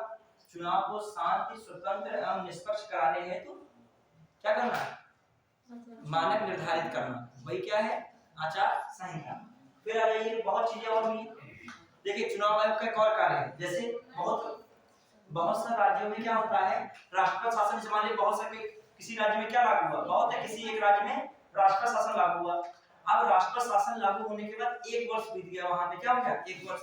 तो चुनाव आयोग राष्ट्रपति को सलाह दे सकता है कि इस राज्य में चुनाव कराना चाहिए या नहीं कराना चाहिए। मतलब चुनाव आयोग इस बात में समर्थ होता है। राष्ट्रपति पूछेगा चुनाव कराना चाहिए नहीं कराना चाहिए, तो निर्णय किस पे है? यहाँ पे चुनाव आयोग। या चुनाव आयोग भी पूछ सकता है राष्ट्रपति से, अब क्या चुनाव करा लेना चाहिए या नहीं। मतलब दोनों लोग एक दूसरे से क्या कर सकते हैं? चुनाव कराने संबंधी मशविरा कर सकते हैं। ये कब की स्थिति में बता रहा हूँ? किसी राज्य में क्या लगा है? क्योंकि ये हेडेक अब किसकी है? किसकी? चुनाव आयोग की। उस राज्य में क्या करना है? नए विधानसभा बननी चाहिए, नया चुनाव करके नई सरकार बननी चाहिए। तो कहता है 1 साल रखेंगे क्या और बढ़ा देंगे दिया गया राष्ट्रपति शासन। तो एक बार कंफर्म कर लेता है कि चुनाव करना चाहिए या नहीं। किससे? राष्ट्रपति से। तो ये भी शक्ति किसके पास है? चुनाव आयोग के पास। ऐसे भी क्वेश्चन घुमा के दे सकता है। ऐसे कोई प्रावधान देगा, वहां क्या राष्ट्रपति का निर्णय अंतिम होता है। हाँ, फिर आइए, और कौन से इंपॉर्टेंट बातें हैं? बहुत इंपॉर्टेंट बातें और भी हैं। क्या करना इससे होता है बताइए? चुनाव आयोग क्या कर सकता है? कहीं ये चुनाव में हिंसा धांधली होती है तो चुनाव आयोग मतलब जो है वहां का चुनाव क्या कर सकता है? रद्द भी कर सकता है। क्या कर सकता है? चुनाव जो है चुनाव रद्द कर सकता है। क्या कर सकता है? रद्द कर सकता है। और भी पावर्स होती हैं। कोई इसके कई ऐसे भी मैटर आते हैं जिसमें न्यायालय इंटरफेयर करता है, तो न्यायालय के इंटरफेयर पर क्या होती है, ऐसे मामलों में रोक भी हो जाती है। तो ये भी चुनाव आयोग को क्या दी गई है, स्पेशल पावर दी गई है। जैसे कोई मैटर होता है किसी पार्टी की सदस्यता संबंधी खत्म करने का, या चुनाव चिन्ह संबंधित कोई मैटर हो जाता है, तो उसमें सुप्रीम कोर्ट या हाई कोर्ट इंटरफेयर नहीं करता है, वहां पर निर्णय किसका अंतिम होता है, चुनाव आयोग का। बहुत सारे ऐसे कार्य हैं, ये सब इसके कार्य मेन हमने लिखा दिए। कौन सी पार्टी राजनीतिक पार्टी होगी, कौन सी पार्टी प्रादेशिक पार्टी के दर्जे में होगी, ये सब कौन निर्धारित करता है, चुनाव आयोग। क्लियर। तो बहुत सारे, और चुनाव में कौन कौन से कार्य नहीं करा सकता है, कौन से नहीं कर सकता है, देखिए सारे चुनाव लगभग कराता है, मेन इतने नहीं।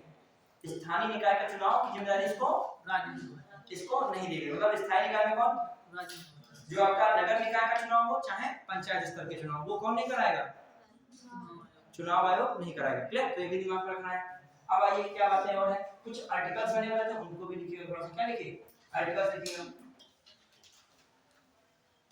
आर्टिकल 323 में लिखिए, अभी हो जाएगा, टाइम भागता है। ठीक है, 300 सारे आर्टिकल पूरे करने हैं अभी, ठीक है। हाँ, आर्टिकल 323 क्या कहता है बताइए, आर्टिकल 323 क्या कहता है, सॉरी 324, हाँ 324 क्या कहता है, चुनाव आयोग के संदर्भ में निर्वाचन के लिए अधीक्षण, निर्देशन तथा क्या करने की, नियंत्रण करने की शक्तियां। मतलब क्या है, चुनाव का क्या करने की है, अधीक्षण मतलब हेड है, सुपरविजन करेगा। निर्देशन मतलब कोई भी दिशा निर्देश दे सकता है, और पूरा कंट्रोल की पावर किसकी है, चुनाव आयोग। तो चुनाव आयोग का गठन को, या जो मैं लाइन बोल रहा हूँ, ये भी दोनों चीजें किसमें शामिल है, क्वेश्चन आ जाएगा। चुनाव के संचालन के लिए अधीक्षण, नियंत्रण एवं निर्देशन करने की शक्ति चुनाव आयोग में निहित है। आर्टिकल आएगा तो कौन सा आर्टिकल टिक लगाओगे, तो ये बात है। ठीक है, निर्वाचन में अधीक्षण, निर्देशन एवं नियंत्रण की शक्ति चुनाव आयोग में क्या है,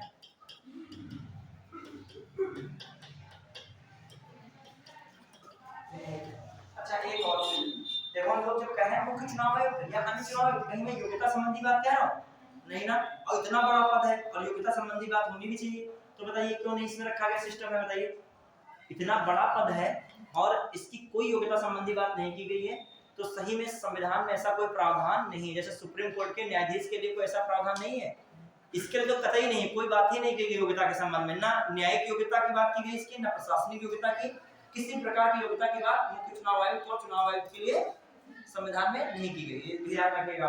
वहां कह दे कि सर्वोच्च न्यायालय के न्यायाधीश की योग्यता के समान इसका होता है, तो जो वेतन जब बराबर होता है, हटाया जाना भी होता है, तो क्या होगा, योग्यता में भी क्या लिख देगा वो, सर्वोच्च न्यायालय के न्यायाधीश के समान। वो सरकार डिसाइड करती है, क्योंकि मंत्रिपरिषद की क्या रखती है, सलाह रखती है।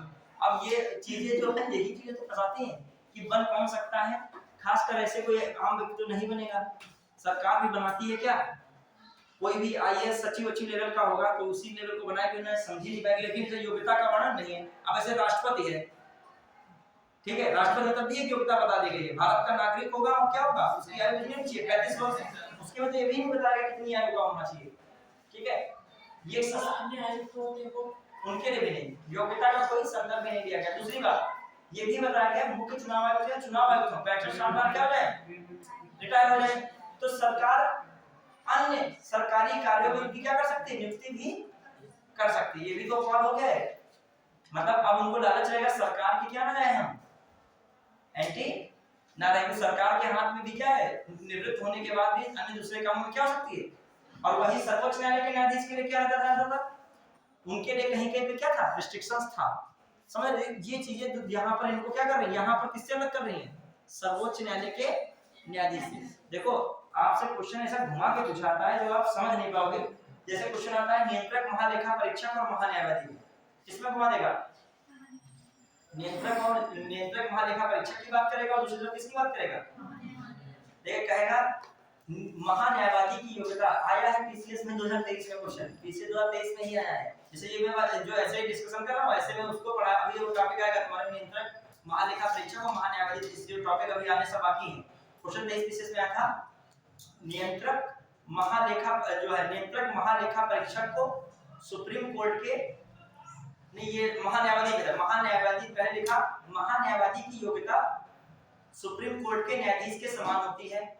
फिर लिखा महान्यायवादी को ठीक उसी रीत से हटाया जाता है जैसे सुप्रीम कोर्ट के मुख्य न्यायाधीश को हटाया जाता है। ये सुप्रीम कोर्ट के न्यायाधीश को हटाता है, मुख्य हटा दिए। समझ पाए बात को? लिखा महान्यायवादी की योग्यता सुप्रीम कोर्ट के न्यायाधीश के समान होती है। ठीक है, पहली लाइन। फिर अगली लाइन बच्चों क्या लिखी उसने, क्या लिखी, महान्यायवादी को ठीक उसी रीत से हटाया जाता है जिस रीत से सुप्रीम कोर्ट के न्यायाधीश को हटाया जाता है। लोगों को पेपर अत्यंत सरल लगा था। ये लाइन क्या है, कंफ्यूज कर रही है। महान्यायवादी को सुप्रीम कोर्ट के न्यायाधीश की तरह नहीं हटाया जाता है। महान्यायवादी का पद राष्ट्रपति के प्रसाद पर्यंत होता है। क्या होता है, राष्ट्रपति के प्रसाद। योग्यता सेम है लेकिन हटाने की प्रक्रिया में क्या नहीं है। अब देखो कैग में ही घुमा हुआ है, कैग में क्या घुमा हुआ है, हां कैग में क्या घुमा हुआ है, कैग को हटाने के लिए किसकी तरह हटाओगे, सुप्रीम कोर्ट के न्यायाधीश की तरह। कैग में उसकी तरह हटा रहे हो, देखो कितना डिफरेंस आता है। तो ये चीजें मिस कर जाती है ना कभी, इसमें ऐसे मिस इसमें कर सकता है। क्या कहा योग्यता में किसको कह देगा बताइए, हाँ कह रहा है योग्यता, जो योग्यता मतलब वेतन हटाने में क्या कहेगा, वेतन हटाने में, वेतन के मामले में किसके समान है, सुप्रीम कोर्ट के न्यायाधीश के समान। लेकिन दूसरी बात क्या बोल देगा कि योग्यता के मामले में भी क्या है, सुप्रीम कोर्ट के। वो लाइन क्या हो जाएगी गलत, समझ पा रहे हैं हमारा कहने का मतलब। देखो पढ़ने से ज्यादा जरूरी ये भी होता है कि कैसे इधर के प्रीवियस ईयर में क्वेश्चंस आए हैं टीचर के लिए, उसको टैली करते हुए जरूर रहना चाहिए। मतलब जो बात मैं कहना चाह रहा हूँ समझ गए होंगे। जैसे मैंने जब महान्यायवादी पढ़ा तो मैंने इंगित किया था इस बात को, और वही दो स्टेटमेंट क्या थे। जैसे मैं इस पे इंगित कर रहा हूँ, कोई ऐसा क्वेश्चन बनाने सिंपल कहें कि हटाने की प्रक्रिया क्या है, तो मतलब जो क्या है, वेतन किसके समान होता है, न्यायाधीश के समान, और हटाने की प्रक्रिया क्या होती है, न्यायाधीश समान। ठीक है, हाँ क्लियर। चलिए आइए, हाँ फिर आइए जल्दी से आर्टिकल 325 में आइए। क्या है, तुम लोग भी ख्वाब देखने लगे हो क्या ना। ठीक है, ठीक है। धर्म है, जाति है, नस्ल है, नस्ल का मूल वंश है, मूल वंश है। और क्या हो सकता है आपका ज्ञान, लिंग के आधार पर,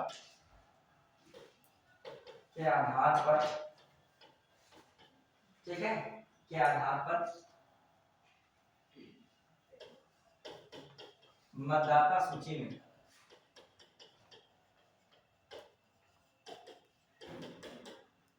नाम जोड़ने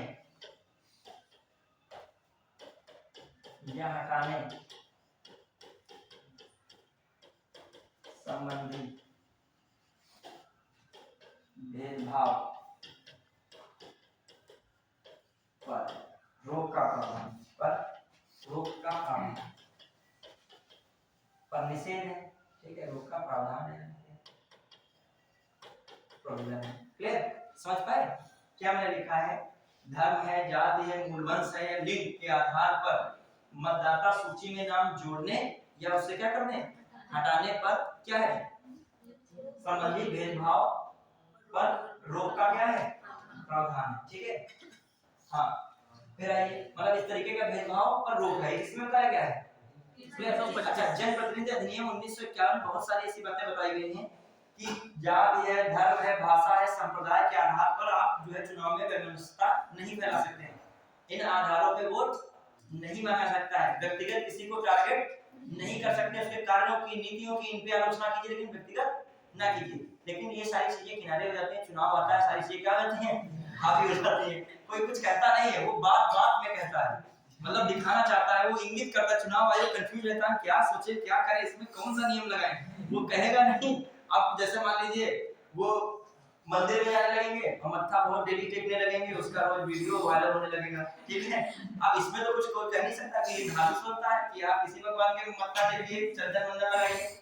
ठीक है, अब वहां पे पोलराइजेशन होता है, जिधर बहुसंख्यक होगा उधर चीजें क्या होंगी, देखो चुनाव जो होता है भारत में ज्यादातर ध्रुवीकरण जरूर रहता है। ध्रुवीकरण एक भारत में ही नहीं है, हर राज्य देश में होता है चुनाव इस तरीके का कि एक को चिढ़ाना और दूसरे को क्या करना, बढ़ाना।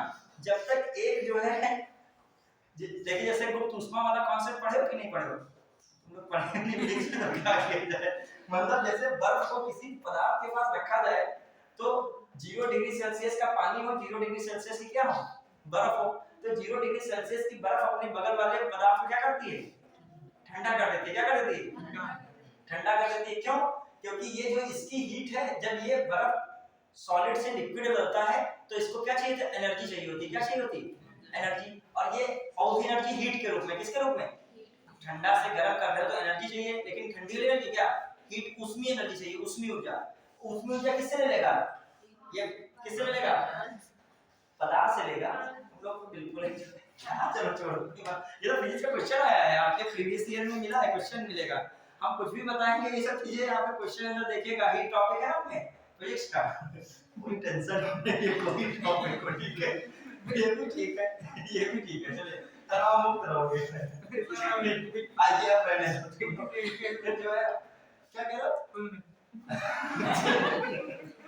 यार 326 बढ़ गया, बाद में समझाएंगे, ठीक है। मतलब एक को एक की एनर्जी ले लेना, दूसरे की एनर्जी क्या करती है, बढ़ जाती है। बस वही कॉन्सेप्ट चुनाव में चलता है, ठीक है। चलिए हाँ, एक रामायण पढ़े होंगे तो बाली थे कि नहीं थे, तो बाली की क्या बात क्या थी, सामने जब बोलते थे तो क्या होता था, व्यक्ति की एनर्जी क्या करती थी, आधी हो जाती थी। तो इसलिए क्या करते थे वो चुनाव वाला क्या करते थे, जीतते थे। जब चुनाव में आए पड़े तो बाली के चुनाव लड़े आ गए थे, ठीक है। तो भगवान राम की जो है देखा जाए तो बाली को क्या किए, सामने से तो बात नहीं की होगी, फिर बाली का वरदान जो होता क्या होता, उसपे क्वेश्चन मार्क उठ जाता, जिससे उन्होंने वरदान दिया तो वरदान की वैल्यू क्या होती, चली जाती। चलिए तो ऐसे ही राजनीति वगैरह में एक जब उठता है सिस्टम ये होता है, दूसरे की क्या देता है, वो एनर्जी कवर करता है। रियल में अपनी एनर्जी नहीं बढ़ाता है, वो क्या करता है, दूसरे की एनर्जी को क्या कर लेता है, इंक्लूड करता है। आइए आर्टिकल 326 में क्या है, फटाक से देखिएगा। इसमें जो है विधानसभा, फटाक से देखिए, विधानसभा है तथा, ठीक है, संसद, संसद में खासकर लोकसभा के चुनाव में वयस्क मताधिकार, ये बात जो हो रही है आर्टिकल 326 में हो रही है। अच्छा, वयस्क मताधिकार जरूर है, लेकिन सुप्रीम कोर्ट ने एक बात आया था उसमें प्रूफ किया, ये जो है मताधिकार जो है संवैधानिक नहीं है, ये विधिक है। ये कैसा अधिकार है, ये अलग से लिख लीजिएगा, जो है मताधिकार, तो वयस्क मताधिकार क्या है, वयस्क मताधिकार कैसा है, अधिकार है, विधिक अधिकार है। कैसा है, ये याद रखिएगा अलग से, इस पे कभी चर्चा करेंगे, इसमें बड़ा मैटर, ठीक है। विधिक अधिकार फिलहाल के लिए याद रखिएगा। जो इसमें जो वयस्क अधिकार वाले विधानसभा और लोकसभा में आप क्या कर सकते हो, वयस्क को तो क्या कर सकते हो, वोट डाल सकते हो। तो ये बात किसमें की जा रही है, 326 में, क्योंकि दो ही चुनाव करा रहा है खासकर, जिसमें क्या होते हैं, वयस्क मत डाल सकते हैं, राष्ट्रपति आप डाल नहीं पाओगे, उसमें क्या है, प्रत्यक्ष चुनाव हो जाता है। तो ये बात हो रहा है। और विधान परिषद में भी नहीं डाल पाओगे, उसमें भी कैसे चुनाव हो जाता है, प्रत्यक्ष। लेकिन जो है वयस्क अधिकार किसमें आता है, विधिक अधिकार आता है। क्लियर, इसमें चर्चा चलेगी, सुप्रीम कोर्ट का डिसीजन है तो उसके अकॉर्डिंग नहीं है। हाँ, अब आ रहे हैं हम लोग 326 के बाद कौन आएगा आर्टिकल 327, ठीक है। राज्य विधानमंडल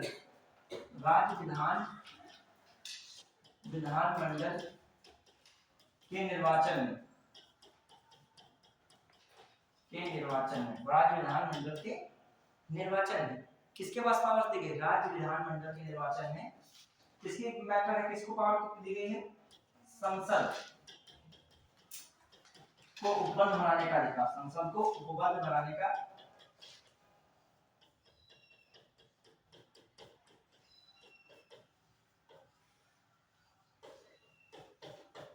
ठीक है। फिर आइए बढ़े, फिर 328, देखिए आपका एग्जाम भी आ रहा है तो समीक्षा अधिकारी के लिए आप लोग अपना प्रोफाइल को सेट कीजिए, जो सच में चाहते हो इस बार निकालना। तो अभी भी 50 दिन बहुत होते हैं, कम नहीं। 60 जो अभी 60 दिन है, 50 दिन मान लो, 50 दिन ही तो सिलेक्शन होता है, ठीक है। लास्ट 50 डेज ही जो कायदे से पढ़ता है, लेकिन बस ये बात ये है कि कायदे से क्या पढ़ना है ये भी तो पता होना चाहिए। अब ये ना पता हो कि रोज बुक लिस्ट और सब चीजें ही रोज देख रहे हो तो नहीं। अब जो इतने दिन में केवल क्या करे, 50 डेज में ही क्या करे, फोकस करे, समीक्षा अधिकारी मेंस दे सकता है। प्रीलिम्स समीक्षा अधिकारी के लिए मेंस ज्यादा खतरनाक है। तो प्रीलिम्स में भीड़ क्या होती है, ज्यादा है। यहाँ पे आपको रिस्क 99% पे चलोगे तब 5-6 हजार में आओगे, और जब ये आ जाओगे मेंस में फिर आपको कम से कम 3-4 महीने मिलेगा समीक्षा अधिकारी में। और समीक्षा अधिकारी का मेंस पीसीएस जैसा नहीं 8 पेपर देने होंगे, मेंस लगभग प्री जैसा है, बस ऐसे लिखना होगा और हिंदी में लेटर लिखने होंगे। बाकी आपको वैसे ही जैसे 140 की जीएस उधर है, 120 की जीएस किधर है, ऑब्जेक्टिव वाली। जैसे हिंदी आप 60 उधर करते हो, 6 टॉपिक जो हिंदी के पर्यावरण चेटा दीजिए, 5 टॉपिक 60 नंबर की उधर करोगे, ठीक है। हिंदी में आता है बस 10-10 नंबर के जो आपके जो इंग्लिश हिंदी इंग्लिश के वर्ड होते हैं वो पढ़ना होता है। या परियोजना को इंग्लिश में क्या कहते हो बताइए। ये आया था 2016 वाला जो 20 में हुआ था, 16 वाला पेपर जो 20 में हमने मेंस उसका समीक्षा का दिया था, उसका बता रहा हूं। तो उसमें आया था प्रोजेक्ट, परियोजना को क्या लिखते हो आप, प्रोजेक्ट लिखना था। क्या लिखना था, अब तुम्हारे दिमाग में प्रोजेक्ट आना चाहिए, ये थोड़ी प्लानिंग योजना होता है। क्या होता है, प्लानिंग योजना। और वर्ड सटीक लिखो। ये कहता है कोर्स वर्ड, तो उसमें सेल लिखना था। क्या लिखना था, देखो आया था सेल, कोर्स नहीं आया था सेल। सेल की हिंदी लिखनी थी कोष्ठक या कोष, और कोशिका नहीं लिखना था। वो देखो एकदम, अब लड़ाई करो मारधर करो कौन सेल का जो, हाँ अब तुम कह रहे हो कोशिका है। अरे इसका जो मीनिंग और भी तो देखोगे, कोष्ठक कोष नहीं होता है, नहीं सेम स्पेलिंग होती है, SELL होता है। बात है किस संदर्भ में यूज कर रहे हो उसको। आप समीक्षा अधिकारी बन रहे हो, डॉक्टर थोड़ी बन रहे हो। आप ठीक फर्क करो कि जाके कोशिका से क्या मतलब है बताओ। वो आप MS एक्सेल में होगे या लिस्ट बनाओगे तो उसमें क्या बनेगी, कोष्ठक बनेंगे ना। तो आपको मीनिंग भी कैसा देना चाहिए, मतलब वही वाला दोगे नहीं। अब हम भी ऐसे लिख दें कोशिका लिख दें, केमिस्ट्री में भी होता है, उसका होता है SHEL। हां लेकिन वो कोष्ठक वाला है भैया। ये सेल आप देखिए कोष या कोष्ठक लिख सकते हैं। हाँ नहीं, कोशिका नहीं लिखो, कोष लिख सकते हो। हाँ कोशिका ना लिखो, फिर वो पूरा मीनिंग है गड़बड़ा जाएगा, ठीक है। वैसे कोष्ठक लिखना सही। देखो सेल्स नहीं बनाते, देखो क्या होते हैं, जब MS एक्सेल देखोगे तो क्या लिखे होते हैं, वो क्या होते हैं, सेल होते हैं। हां सेल होते हैं, तो वो वही वाला पूछना है, मतलब समझे। चलिए हाँ अब आइए 328। देखो एक चीज मैं बता रहा हूँ, समीक्षा अधिकारी एग्जाम जो है ऐसा मतलब बड़ा एग्जाम ऐसा नहीं है कि जब पीसीएस वाला में बड़ा मैटर है। उसमें पहले प्री निकालो, फिर मेंस निकालो, मेंस के बाद ये अभी और प्रक्रिया है, क्या निकालना पड़ेगा आपको, इंटरव्यू के बाद फिर एक फाइनल कटा जुड़ेगा। इसमें चीजें इतनी नहीं है, सब चीजें क्या रहती हैं, सेम रहती हैं। लेकिन प्रीलिम्स इसका भी बहुत टफ है। प्रीलिम्स जो है कहने को होता है, प्रीलिम्स ऐसी फाइट होती है जो बिल्कुल आर या पार मामला की। 10 लाख का है वो, मतलब 5-6 लाख तो बच्चा देगा ही देगा। 10 लाख फॉर्म पड़ा है, 10-11 लाख, तो 5-6 लाख देगा तो कोई हटने को वहां तैयार। अब 1-1.5 लाख तो बच्चा दिल्ली और प्रयागराज जैसी जगहों पे रात दिन सब कुछ जुआ पे लगाए तैयार कर, पार्कों में पढ़ रहा है, पागल बना घूम रहा है, फील्ड में दौड़ पढ़ रहा है, मतलब रात दिन पढ़ रहा है, तो काम ही नहीं है 50-60 दिन के बाद। तो आपको फाइट क्या करनी है उनके मुकाबले। आप जब देखोगे मैं तो सीतापुर से गिने चुने घरों में कुछ मिलेगी आपको, जहां पीसीएस हो जाए जो है समीक्षा अधिकारी हो। जब मेंस का फॉर्म भराने जाओगे उससे पूछना, जिससे फॉर्म भराओगे कि भैया आपसे पहले कितने लोग आए हैं, तो कोई दुकान में तो कहेगा एक और नहीं भी आए हैं, या कोई कहेगा एक आए थे वो एक्स फ्रीडम फाइटर थे तो आए थे, ठीक है। मतलब तुमको जल्दी नहीं मिलेगा। अभी तुम प्रयागराज चले जाओ, हर जगह पे तुमको क्या लगे मेंस फॉर्म भरते मिलेंगे। यहाँ तुमको फॉर्म नहीं जल्दी भरते कोई, तो आप जहाँ मेंस निकाल के देखिएगा जब पहुंचिएगा। और हमें लग रहा है 2-4 लोग होते भी हैं जो सीतापुर के, वो तैयारी कहाँ करते हैं, बाहर ही कर रहे हैं तैयारी। यहाँ के निवासी कहाँ के हैं, लहरपुर के हैं, और तैयारी कभी लहरपुर 3 साल में 1 या 2 बार आए हैं वो कहाँ के, लहरपुर में किसान के बेटे हैं। क्या है किसान, लेकिन जब आप मिलोगे तो बाल वाले स्टाइलिश होंगे, ठीक है। वो जब सिलेक्शन होगा तो क्या निकल गया, किसान के बेटे बना जो है नया तहसीलदार। तो सोचेगा कभी ये रहे हम जान ही नहीं पाए हमारे बड़े भाई के रूप में, फिर तो उनको ढूंढते हुए होंगे खा रहे हैं, ठीक है। चलिए ये सब चीजें होती है। मैं देने जाऊँ तुमको एक आधे लोग ऐसे मिलेंगे सीतापुर के होंगे, लेकिन जब पता करोगे तो होंगे सीतापुर के, लेकिन लगेगा क्या है लखनऊ के मूल निवासी हैं, ठीक है। चलिए इसको कंप्लीट कर लीजिए। हाँ 328 में क्या है बताइए इसको। राज्य विधानमंडल में, राज्य विधानमंडल में मंडल के क्या है निर्वाचन। निर्वाचन में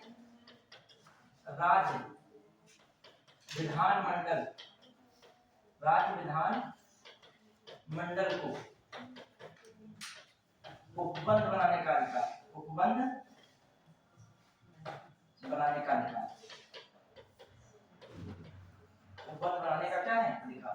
तो ये भी दिमाग में रखिएगा 328 में क्या राज्य विधानमंडल के निर्वाचन में राज्य विधानमंडल क्या करने का अधिकार, उपबंध बनाने का अधिकार। मतलब वो है राज्य विधानमंडल में किसको बनाने का था, संसद को। ये है राज्य विधानमंडल के चुनाव में देखिएगा, चुनाव में ठीक है। ये निर्वाचन लिखा ही वर्ड है कि निर्वाचन में राज्य विधानमंडल को उपबंध बनाने का अधिकार किसके तहत है 328। फिर है बहुत सारे मामलों में जो है 329 में क्या है, कुछ मामलों में न्यायालय के हस्तक्षेप पर निषेध, न्यायालय के हस्तक्षेप पर निषेध, हस्तक्षेप पर निषेध ठीक है। तो आपका ये जो मेन मैटर हमने करा है कौन सा है, हाँ अभी सर्वोच्च जो है आपका कौन है, मुख्य जो है मुख्य नहीं, भारत निर्वाचन आयोग। अब थोड़ा सा आप ऐड कर सकते हो, मैंने भी वो पढ़ाया था, थोड़ा दिमाग में रख सकते हो। इधर जो मैंने एक दिन पढ़ाया था क्या आपका टॉपिक जो है राज्य निर्वाचन आयोग किसमें था बताइए, राज्य निर्वाचन आयोग, राज्य निर्वाचन आयोग किसमें था बताइए, किसमें था राज्य निर्वाचन आयोग, आर्टिकल 243 का के, किसमें था आर्टिकल 243 का के, याद आया कि नहीं। फिर उसमें भी मैंने बताया था। अब अच्छा देखिए उसमें क्या है, राज्य निर्वाचन आयुक्त की नियुक्ति कौन करता है, राष्ट्रपति करता है। कौन करता है बच्चों, राष्ट्रपति करता है। जबकि लिखेगा जबकि हटाता कौन है, जबकि हटाएगा कौन, राज्य निर्वाचन आयोग की नियुक्ति तो राष्ट्रपति करता है, जबकि हटाता कौन है, जबकि किसकी तरह हटाया जाएगा, वहीं पर आज संसद की सलाह पर कौन हटाएगा, राष्ट्रपति। एक सेकंड देखिएगा, राज्यपाल यहाँ पे ना करके यहाँ पे लिखिएगा राष्ट्रपति। राज्य निर्वाचन आयोग की नियुक्ति कौन करता है, राष्ट्रपति करता है, राज्यपाल करता है। लेकिन कौन सही कीजिएगा, देखो किस हो रहा होगा लेकिन हम इसको साफ बता देंगे। देखिए बस लास्ट का है, कंफ्यूज ना होगा, हम डिस्कस कर रहे हैं। देखो राज्य निर्वाचन आयोग किस आर्टिकल में 243 के, राज्य निर्वाचन आयुक्त की नियुक्ति कौन करेगा, राज्यपाल करेगा। कौन करेगा, लेकिन हटाएगा कौन, लेकिन हटाता कौन है, राष्ट्रपति। किसकी तरह, किसकी सलाह पर, संसद की सलाह, किसकी सलाह पर, मतलब हटाने में जो है कौन आगे आगे, समझ पाए। राज्य वित्त आयोग में नियुक्ति भी राज्यपाल करेगा, हटाएगा भी कौन, राज्यपाल। लेकिन यहाँ पर हटाने में राज्यपाल नहीं है, कौन हटाता है, राष्ट्रपति। समझ पा रहे हो कि नहीं। तो ये चीजों को भी थोड़ा सा ध्यान में रखना पड़ेगा। क्लियर, वहां पे कार्यकाल क्या था 6 वर्ष या 65, यहाँ पर कार्यकाल क्या है 6 या 62। कितना है कार्यकाल, 6 या 62। क्लियर, तो छोटी चीजों कंफ्यूज नहीं होना है। तो ये सारे टॉपिक्स अपने कवर कीजिएगा। और जो समीक्षा अधिकारी का एग्जाम देना है तो एक टेस्ट वगैरह से यहाँ शायद आयोजित होगा, उसके लिए क्या बनेगी, बैच वाला को सीन रखा जा रहा है। तो उसके लिए भी आप लोग तो क्या कीजिएगा, फॉर्म ले लीजिए और उस बैच में प्रयास कीजिएगा, रहिएगा। ठीक है।